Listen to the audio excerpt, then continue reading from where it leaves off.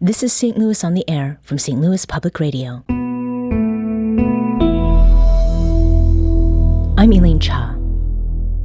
Questioned me and all of that. The cop came back and said, "Why didn't you tell me you were a cop?" And Byron's response basically was, "You should be treating everyone the same. It doesn't really matter." So.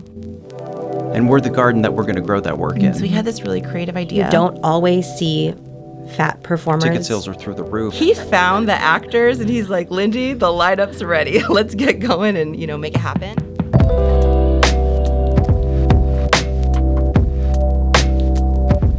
For 12 years, St. Lou Fringe has hosted the STL Fringe Fest, its showcase of independent stage performances, which range from one-person acts to stage plays, features creators and actors who are amateurs and professionals.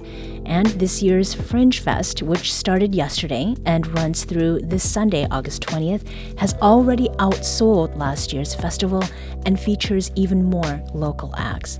Matthew Kerns is the St. Lou Fringe's president and artistic director, and he's with us today to share what makes this year's Fringe Fest special.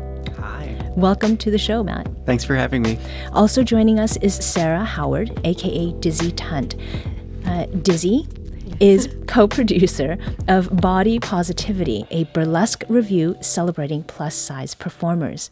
Dizzy, it's wonderful to have you here. Yes, thank you.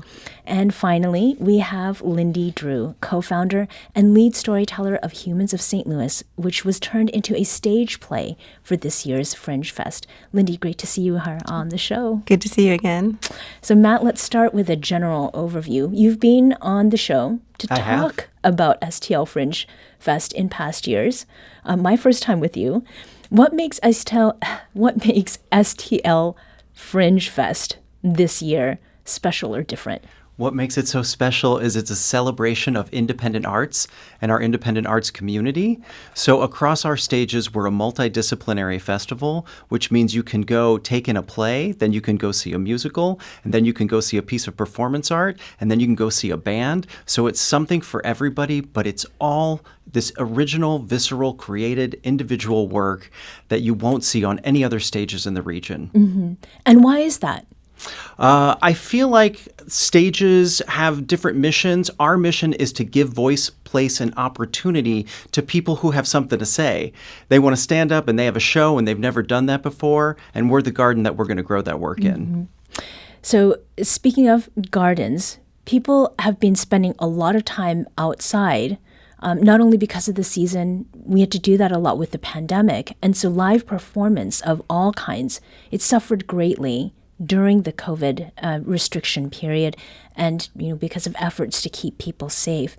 Matt, have you noticed any trends in audiences or among performers and they're getting back to theater? So in 2020, we became one of the first digital festivals in the nation, and we were successful with that, and some performers found their permanent medium there, which is great. 2021, we became part digital and part under tents.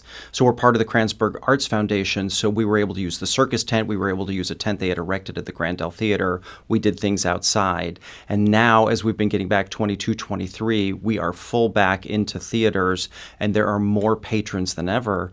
And like you said in the intro, we have had record patronage this year. The ticket sales are through the roof, and we're so thrilled because our mission is to get our audiences connected to our independent artists and grow their messaging and have their work be seen. Yeah, so it sounds like both revival and rebirth at the same time. 100%.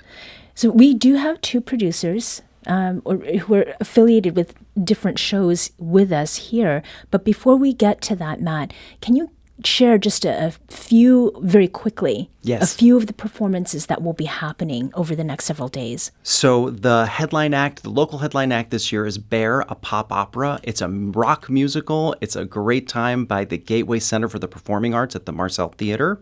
The final performance of Midnight Annie is the life, times, and work of Chris Ondo. It's our late night headline act. He's a local writer who's turned his work into a solo performance show. And just a couple of quick others. We have a show called Unlicensed Musical Theater, or considered unlicensed musical therapy. So it's part musical and part therapy session live on stage. There's a show called Unbetween, which is by Gloria Mez, and it's an original movement show, and there's so much more. How many total are we looking at? We are looking at over 40. Wow. Okay. Well, and among those 40, there is Bawdy, BAWDY, Positivity. And Dizzy, you are co-producing Bawdy Positivity with a fellow burlesque performer, Chi Buxom. What is the history behind this particular show? I know that it's something that you've been working on before Fringe. Yes. So there's a lot of different body types in burlesque, but you don't always see fat performers on stage, along with, a variety of other marginalized identities just don't get booked as often or seen as often. Chi had actually done a few all plus size shows in other cities. There hadn't been anything like it in St. Louis. So Chi and I had talked about producing something that was all plus size here in St. Louis. So we produced our first one at the Monocle in August of 2019. I actually had wanted to submit it for 2020 for the Fringe Festival. That didn't happen, but when the submissions were going out this year, I was like, we had been talking about bringing it back since before the pandemic, and I was like, let's make it happen. There's been a huge movement in burlesque of all plus-size burlesque festivals and all plus-size burlesque shows. It's really been a movement I've seen growing in the burlesque community in the last year or so, but that was kind of where it started for us. And burlesque isn't just it's not just one thing, that is. What is it that people either get wrong or misunderstand about it? Yeah, so I think a lot of people think burlesque is the Christina Aguilera movie, which is not really like that. A lot of people, I think like Dita Von Teese, which that is a style of burlesque, but it's not the only thing about burlesque. I think what may surprise people is burlesque. It can be funny, it can be sexy, but it's a lot less, or I guess it's more queer and more feminist, and more variety than people might think. Mm-hmm. And can you describe what it is the audiences can expect to see when they come to see Bawdy Positivity? Yeah. So we tried with the show, we talked about like what style do we want, like what do we want to bring to the Fringe Festival, because we'll be exposing audiences who've maybe never seen burlesque. And so what we did, we tried to really get a variety of different types of burlesque performances. And we just tried to create and curate something that was going to be really fun. So we have comedic burlesque, we have burlesque that's what they call nerdlesque, which is like nerdy burlesque. So we have an act inspired by like Super Mario Brothers. Okay. We've got some more like bump and grind kind of sort of classic burlesque.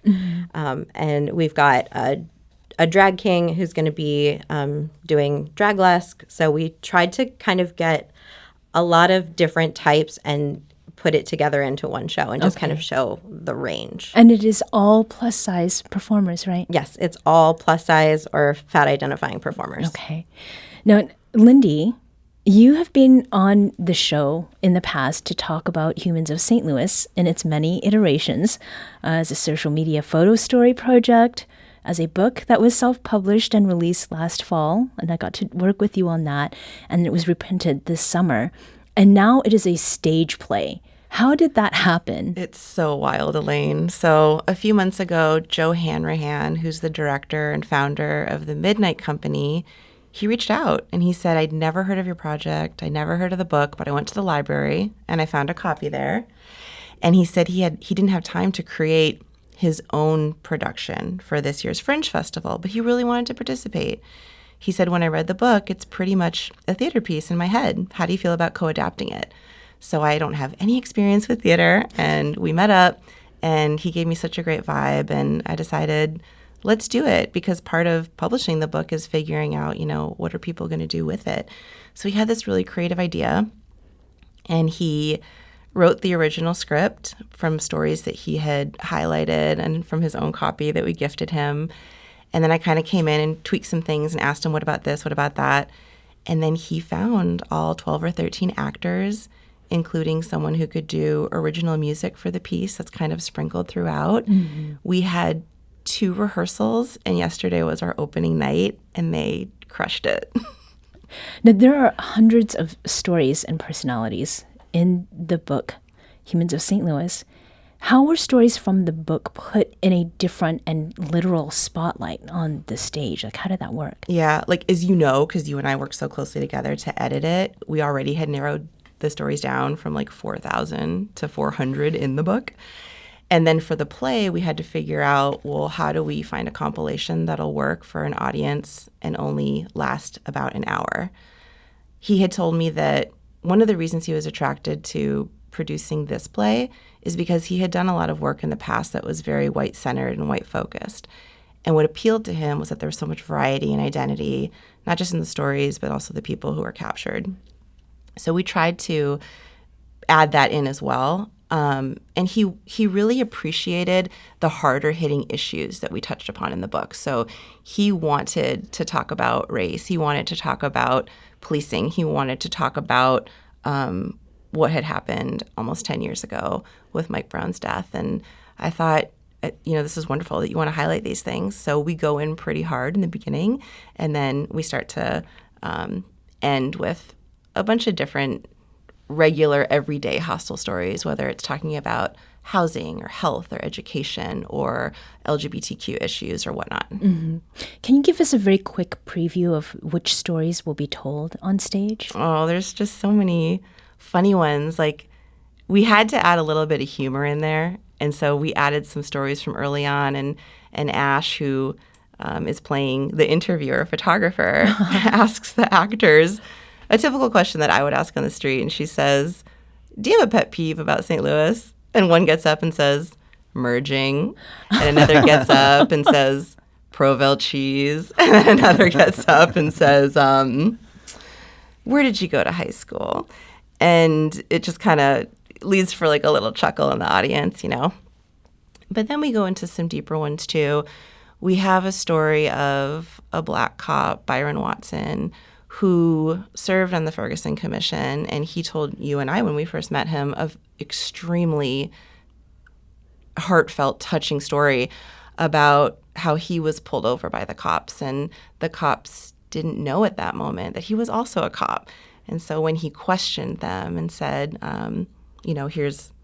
here's what you're doing to question me and all of that, the cop came back and said, "Why didn't you tell me you were a cop?" And Byron's response basically was, "You should be treating everyone the same. It doesn't really matter." So think about that.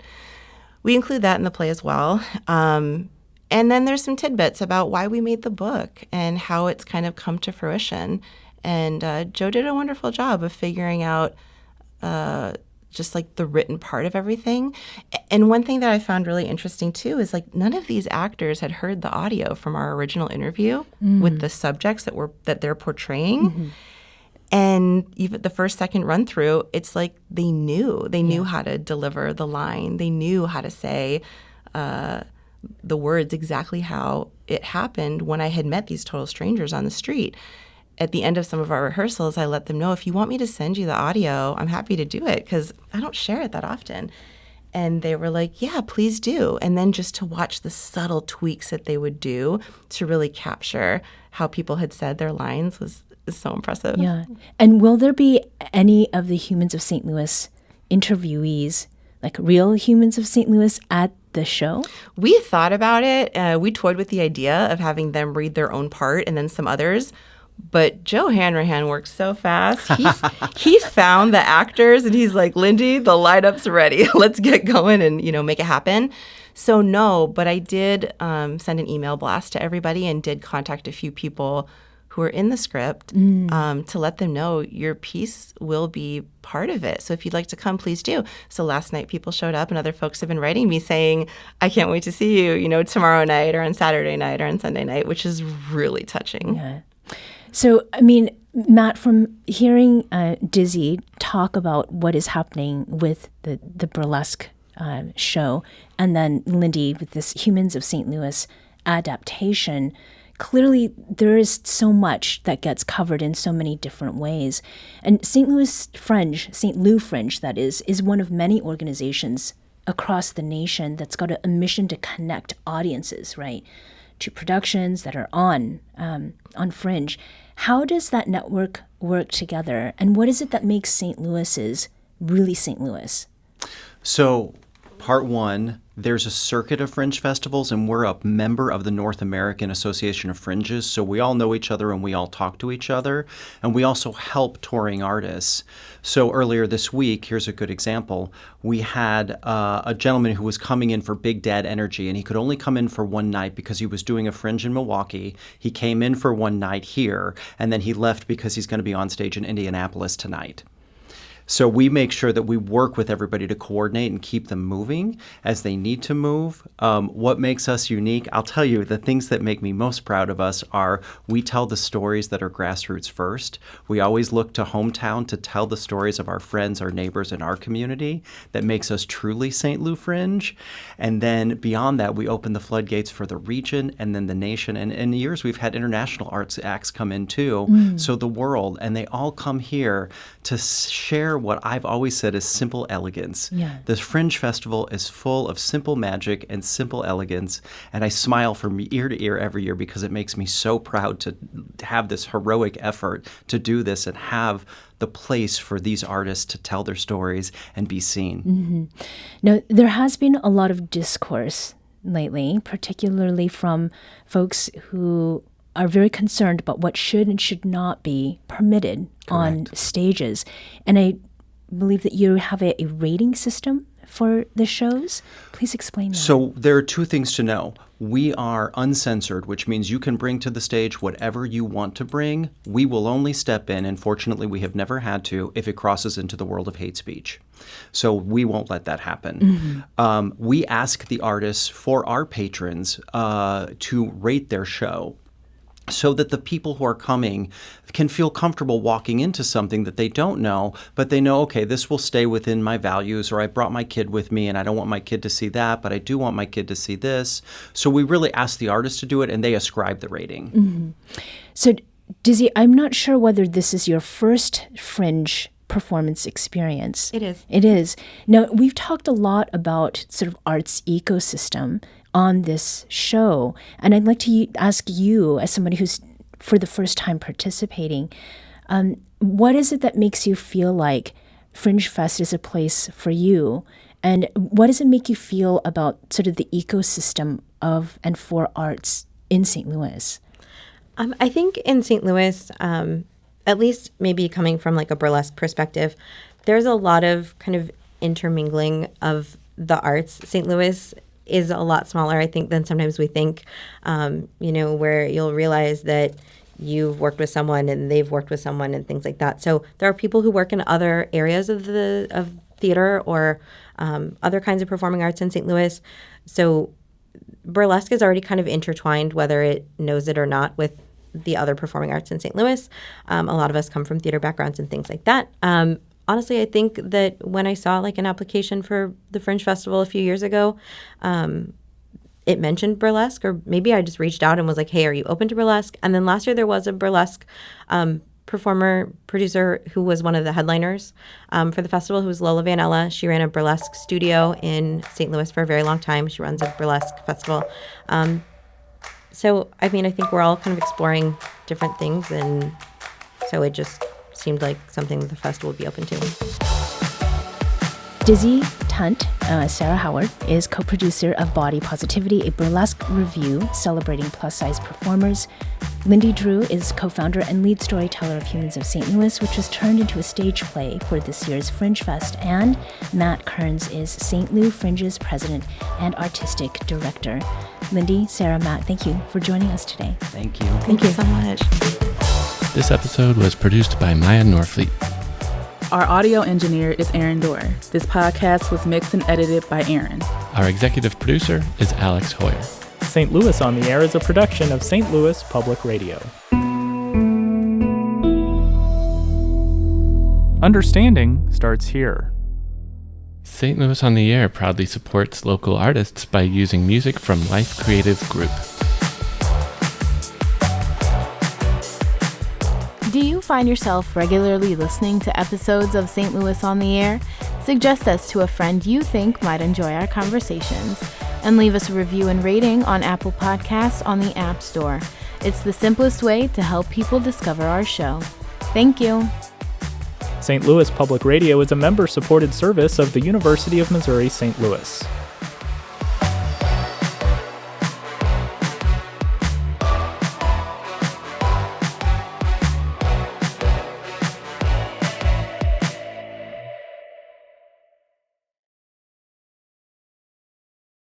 Support comes from Missouri Forest Products Association, committed to sustainable and sound conservation of the state's forests, which support more than 41,000 Missouri jobs, resulting in a $10 billion industry. ChooseWood.com.